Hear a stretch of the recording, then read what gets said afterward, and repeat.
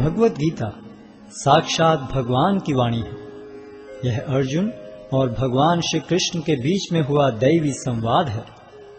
ये संवाद आज से 5000 वर्ष पूर्व कुरुक्षेत्र नामक स्थान पर हुआ। भगवत गीता में जीवन के सभी महत्वपूर्ण प्रश्नों का उत्तर है, जैसे हम कौन हैं, भगवान कौन है, हमें कष्ट क्यों होते हैं, क्या पुनर्जन्म होता है, क्या अन्य ग्रहों पर जीवन है, हम कैसे इस जन्म और अगले जन्म में सुखी रह सकते हैं, हम कैसे भगवत धाम को जा सकते हैं। कोई पूछ सकता है कि कुरुक्षेत्र में हुए महान युद्ध जिसके दौरान भगवत गीता कही गई, उसका कारण क्या था। 5000 वर्ष पहले विचित्रवीर्य नामक एक महान राजा का देहांत हो गया, क्योंकि उसका बड़ा पुत्र धृतराष्ट्र जन्म से अंधा होने के कारण राज्यभार संभालने में असमर्थ था। अतः उसके छोटे भाई पांडु ने राज्य सिंहासन संभाला। पांडु की मृत्यु के बाद उसके 5 पुत्र, जो पांडवों के नाम से विख्यात थे, जो नियमानुसार राज्य के उत्तराधिकारी बने, लेकिन पांडव भी बालक ही थे। अतः धृतराष्ट्र ने स्वयं राज्यभार संभाला। धृतराष्ट्र के 100 पुत्र थे, जो कौरवों के नाम से जाने जाते थे। जब पांडव बड़े होकर राज्य संभालने लायक हुए, तो वे संपूर्ण राज्य नहीं लेना चाहते थे, हालांकि वो उनका नियम संगत अधिकार था। वे राज्य को अपने चचेरे भाइयों के साथ बांटना चाहते थे, और इस प्रकार राज्य को पांडवों और कौरवों के बीच बांट दिया गया। लेकिन कौरवों में ज्येष्ठ दुर्योधन अपने भाग से संतुष्ट न था। वो संपूर्ण राज्य को स्वयं ही भोगना चाहता था। उसने पांडवों को मारने के लिए कई षड्यंत्र रचे, लेकिन वो असफल रहा। फिर उसने नियम के विरुद्ध संपूर्ण राज्य को हड़प लिया और पांडवों को राज्य से निष्कासित कर दिया। पांडवों ने फिर 5 गांव की मांग की। दुर्योधन ने उत्तर दिया, 5 गांव तो दूर, वो सुई की नोक के बराबर भी जमीन नहीं दे सकता। भगवान श्री कृष्ण ने जमीन के इस झगड़े को शांतिपूर्ण एवं अहिंसात्मक तरीके से सुलझाने का प्रस्ताव रखा, लेकिन दुर्योधन ने यह प्रस्ताव को अस्वीकार करते हुए पांडवों के प्रति युद्ध की घोषणा कर दी, और इस प्रकार महाभारत का महान युद्ध अवश्य भावी हो गया। युद्ध की तैयारी में अर्जुन और दुर्योधन दोनों ही भगवान श्री कृष्ण के पास सहायता मांगने गए। भगवान श्री कृष्ण उनकी मदद मांगने को आए किसी भी व्यक्ति को नहीं ठुकराते थे, चाहे वह सज्जन हो या दुर्जन। भगवान श्री कृष्ण ने अपनी संपूर्ण सेना को एक ओर तथा स्वयं को मार्गदर्शक के रूप में दूसरी ओर देने का प्रस्ताव रखा। दुर्योधन ने भगवान श्री कृष्ण की सेना को चुना, जबकि अर्जुन भगवान को मार्गदर्शक के रूप में प्राप्त करने को उत्सुक था। इस प्रकार भगवान श्री कृष्ण अर्जुन के मार्गदर्शक तथा सारथी बने। युद्ध स्थल में अर्जुन एक दुविधा में पड़ गया कि वह अपने अधिकारों के लिए लड़े, जिसके लिए आवश्यक था अपने ही स्वजनों का वध, या युद्ध भूमि से पलायन कर दुष्ट दुर्योधन को राज्य पर शासन करने दे। अर्जुन अपने को इस दुविधा से बाहर निकालने में असमर्थ पाकर भगवान श्री कृष्ण की शरण लेता है। शरणागत आए अपने मित्र एवं भक्त अर्जुन को भगवान श्री कृष्ण भगवत गीता के दिव्य उपदेश द्वारा इस दुविधा से उबारते हैं, और श्रीमद् भगवत गीता के माध्यम से अर्जुन के ही समान अपनी शरण में आए सभी भक्तों का मार्ग प्रशस्त करते हैं। गीता महात्म्य के अनुसार भगवत गीता दिव्य साहित्य है, जिसको ध्यान पूर्वक पढ़ना चाहिए। गीता शास्त्रमिदं पुण्यम यह पठेत प्रयतः पुमान्। यदि कोई भगवत गीता के उपदेशों का पालन करे, तो वह जीवन के दुखों तथा चिंताओं से मुक्त हो सकता है। भय शोकादि वर्जितः, वह इस जीवन में सारे भय से मुक्त हो जाएगा और उसका अगला जीवन आध्यात्मिक होगा। गीताध्ययनशीलस्य प्राणायाम परस्य च नैव सन्ति ही पापानि पूर्व जन्म कृतानि च। यदि कोई भगवत गीता को निष्ठा तथा गंभीरता के साथ पढ़ता है, तो भगवान की कृपा से उसके सारे पूर्व दुष्कर्मों के फलों का उस पर कोई प्रभाव नहीं पड़ता। मलिने मोचनम पुंसाम जल स्नानम दिने दिने सकृत गीतामृत स्नानम संसारमलम नाशनम।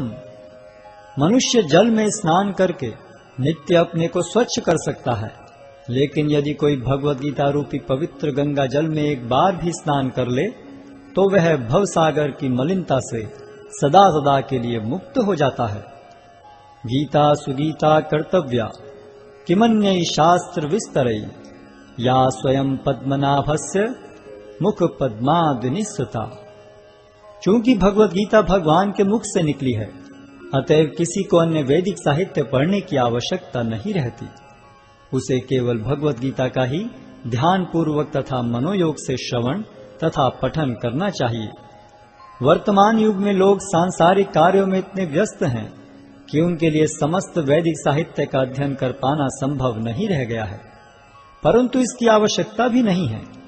केवल एक पुस्तक भगवद गीता ही पर्याप्त है, क्योंकि यह समस्त वैदिक ग्रंथों का सार है और इसका प्रवचन भगवान ने किया है। भारतामृत सर्वस्वम विष्णु वक्राद्निस्सृतम गीता गंगोदकम पीत्वा पुनर्जन्म न विद्यते। जो गंगा जल पीता है उसे मुक्ति मिलती है, अतएव उसके लिए क्या कहा जाए जो भगवद गीता का अमृत पान करता हो। सर्वोपनिषदो गावो दोग्धा गोपाल नंदनः पार्थो वत्सः सुधीर भोक्ता दुग्धम गीतामृतम महत्। यह गीतोपनिषद भगवद गीता जो समस्त उपनिषदों का सार है, गाय के तुल्य है और ग्वाल बाल के रूप में विख्यात भगवान कृष्ण इस गाय को दुह रहे हैं। अर्जुन बछड़े के समान है और सारे विद्वान तथा शुद्ध भक्त भगवद गीता के अमृतमय दूध का पान करने वाले हैं। एकम शास्त्रम देवकी पुत्र गीतम एको देवो देवकी पुत्र एव एको मंत्रस्य तस्य नामानि यानि कर्माप्येकम तस्य देवस्य सेवा। आज के युग में लोग एक शास्त्र, एक ईश्वर, एक धर्म तथा एक वृत्ति के लिए अत्यंत उत्सुक हैं। अतएव एकम शास्त्रम देवकी पुत्र गीतम, केवल एक शास्त्र भगवद गीता हो जो सारे विश्व के लिए हो। एको देवो देवकी पुत्र एव, सारे विश्व के लिए एक ईश्वर हो श्री कृष्ण। एको मंत्रस्य तस्य नामानि यानि, और एक मंत्र एक प्रार्थना हो उनके नाम का कीर्तन। हरे कृष्ण कृष्ण कृष्ण हरे हरे, हरे राम राम राम हरे हरे। कर्माप्येकम तस्य देवस्य सेवा, और केवल एक ही कार्य हो, भगवान की सेवा।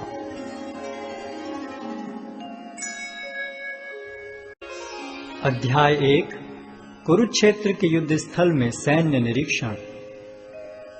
धृतराष्ट्र ने कहा, हे संजय, धर्म भूमि कुरुक्षेत्र में युद्ध की इच्छा से एकत्र हुए मेरे तथा पांडु के पुत्रों ने क्या किया? संजय ने कहा, हे राजन, पांडु पुत्रों द्वारा सेना की व्यूह रचना देखकर राजा दुर्योधन अपने गुरु के पास गया और उसने ये शब्द कहे, हे आचार्य, पांडु पुत्रों की विशाल सेना को देखें, जिसे आपके बुद्धिमान शिष्य द्रुपद के पुत्र ने इतने कौशल से व्यवस्थित किया है। इस सेना में भीम तथा अर्जुन के समान युद्ध करने वाले अनेक वीर धनुर्धर हैं, यथा महारथी युयुधान, विराट तथा द्रुपद। इनके साथ ही धृष्टकेतु, चेकितान, काशीराज, पुरुजित, कुंतीभोज तथा शैब्य जैसे महान शक्तिशाली योद्धा भी हैं। पराक्रमी युधामन्यु, अत्यंत शक्तिशाली उत्तमौजा, सुभद्रा का पुत्र तथा द्रौपदी के पुत्र, ये सभी महारथी हैं। किंतु हे ब्राह्मण श्रेष्ठ, आपकी सूचना के लिए मैं अपनी सेना के उन नायकों के विषय में बताना चाहूंगा जो मेरी सेना को संचालित करने में विशेष रूप से निपुण हैं। मेरी सेना में स्वयं आप, भीष्म, कर्ण, कृपाचार्य, अश्वत्थामा, विकर्ण तथा सोमदत्त का पुत्र भूरिश्रवा आदि हैं, जो युद्ध में सदैव विजयी रहे हैं। ऐसे अनेक वीर भी हैं जो मेरे लिए अपना जीवन त्याग करने के लिए उद्यत हैं। वे विविध प्रकार के हथियारों से सुसज्जित हैं और युद्ध विद्या में निपुण हैं।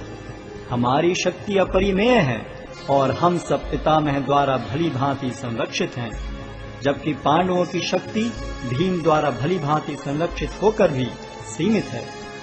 अतः इस सैन्य व्यूह में अपने अपने मोर्चों पर खड़े रहकर आप सभी भीष्म पितामह को पूरी सहायता दें।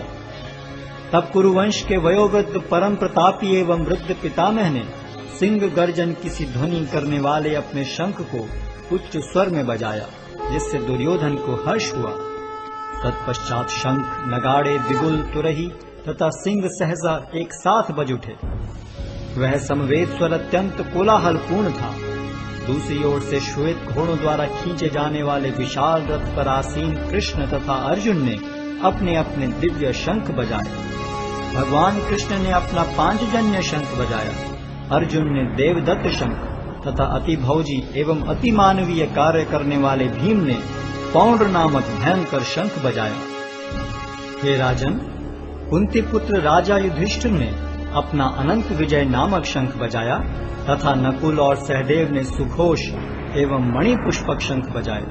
महान धनुर्धर काशीराज, परम योद्धा शिखंडी, धृष्टद्युम्न, विराट, अजय सात्यकी, द्रुपद, द्रौपदी के पुत्र तथा सुभद्रा के महाबाहु पुत्र आदि सबों ने अपने अपने शंख बजाए। इन विभिन्न शंखों की ध्वनि कोलाहल पूर्ण बन गई, जो आकाश तथा पृथ्वी को शब्दायमान करती हुई धृतराष्ट्र के पुत्रों के हृदय को विदीर्ण करने लगी। उस समय हनुमान से अंकित ध्वजा लगे रथ पर आसीन पांडुपुत्र अर्जुन अपना धनुष उठाकर तीर चलाने के लिए उद्यत हुआ।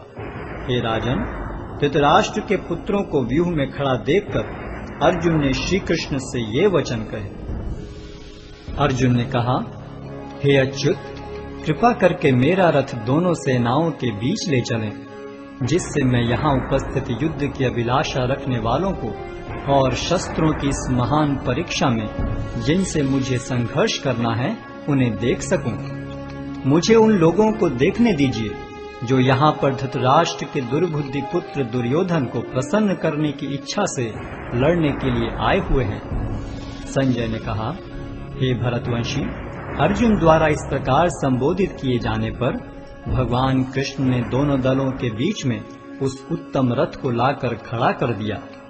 भीष्म, द्रोण तथा विश्व भर के अन्य समस्त राजाओं के सामने भगवान ने कहा कि हे पार्थ, यहाँ पर एकत्र सारे कुरुओं को देखो।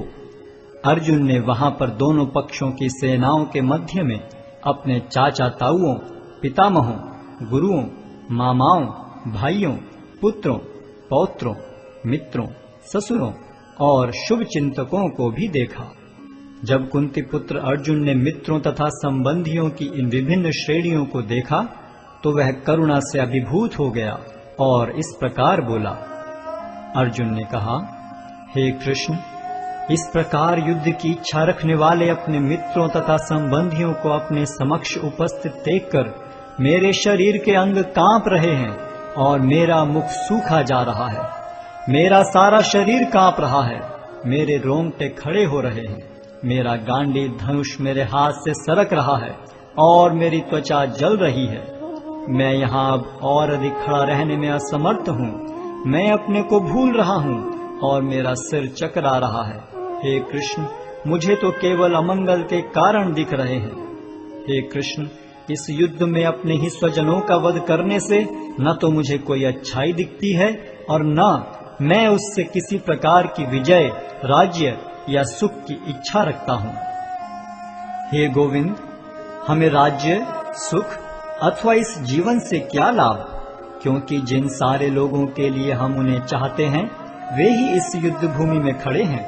हे मधुसूदन, जब गुरुजन, पितृगण, पुत्रगण, पितामह, मामा, ससुर, पौत्रगण, साले तथा अन्य सारे संबंधी अपना अपना धन एवं प्राण देने के लिए तत्पर हैं और मेरे समक्ष खड़े हैं, तो फिर मैं इन सब को क्यों मारना चाहूंगा, भले ही वे मुझे क्यों न मार डालें।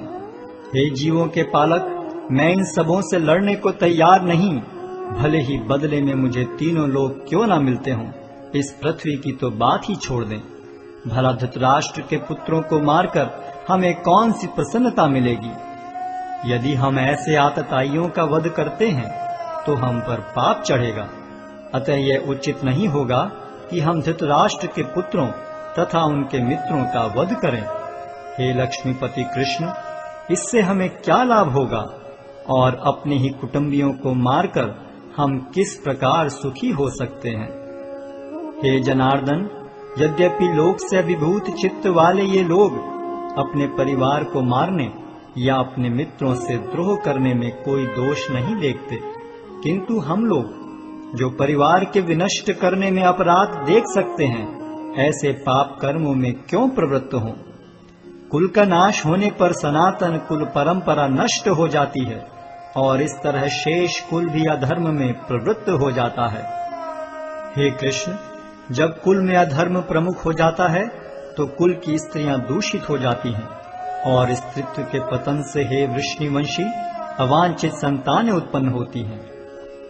अवांछित संतानों की वृद्धि से निश्चय ही परिवार के लिए तथा पारिवारिक परंपरा को विनष्ट करने वालों के लिए नारकीय जीवन उत्पन्न होता है। ऐसे पतित कुलों के पुरखे गिर जाते हैं, क्योंकि उन्हें जल तथा पिंडदान देने की क्रियाएं समाप्त हो जाती हैं। जो लोग कुल परंपरा को विनष्ट करते हैं और इस तरह अवांछित संतानों को जन्म देते हैं, उनके दुष्कर्मों से समस्त प्रकार की सामुदायिक योजनाएं तथा पारिवारिक कल्याण कार्य विनष्ट हो जाते हैं। हे प्रजापालक कृष्ण, मैंने गुरु परंपरा से सुना है कि जो लोग कुल धर्म का विनाश करते हैं वे सदैव नरक में वास करते हैं। ओहो, कितने आश्चर्य की बात है कि हम सब जघन्य पाप कर्म करने के लिए उद्यत हो रहे हैं। राज्य सुख भोगने की इच्छा से प्रेरित होकर हम अपने ही संबंधियों को मारने पर तुले हैं। यदि शस्त्रधारी धृतराष्ट्र के पुत्र मुझ निहत्थे तथा रणभूमि में प्रतिरोध न करने वाले को मारें तो यह मेरे लिए श्रेयस्कर होगा। संजय ने कहा, युद्ध भूमि में इस प्रकार कहकर अर्जुन ने अपना धनुष तथा बाण एक ओर रख दिया और शोक संतप्त चित्त से रथ के आसन पर बैठ गया।